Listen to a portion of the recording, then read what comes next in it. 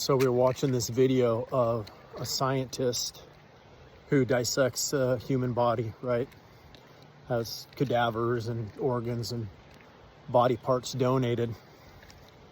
And we had seen some videos of him showing all the detailed parts and functions of the brain, all the way up to the pineal gland and its function and operation, and the cerebral cortex and the spine, you know, how it's nothing more than an extension of the brain, and the spinal fluid and how that travels and what it does. Truly extraordinary. And then he showed an open cadaver and showed the intricate connection in the way that the heart and the brain and the heart communicate.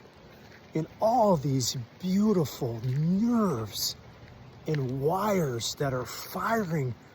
Like, I never really knew and understood how much our heart and our brain interact, and we're ultimately made and created to interact. And it's just this beautiful synchronicity, this extraordinary functionality when they are synchronized, when they're in unison, and what it can do for us, what it does for our overall well-being, and that it was made this way. It was intended for this union to happen. And not only the level of health and healing that we can walk in physically and mentally, but the opening up of the gateway, if you will, the door to greater understandings that are more than this three-dimensional reality, right? Greater than what we can see, taste, touch, feel, hear,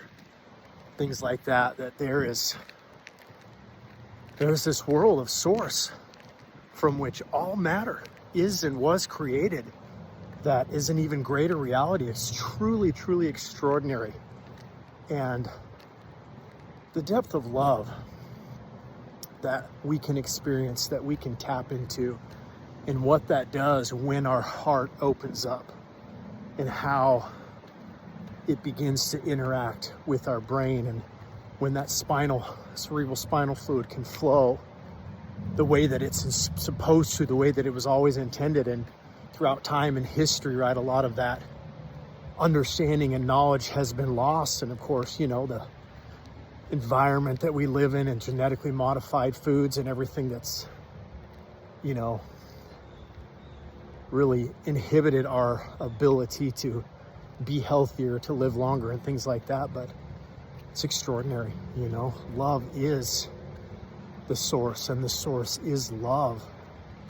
And that's not just a feeling, like that's not just a word that we've been, you know, taught or raised with or led to believe. Like, it's so much deeper than all of that.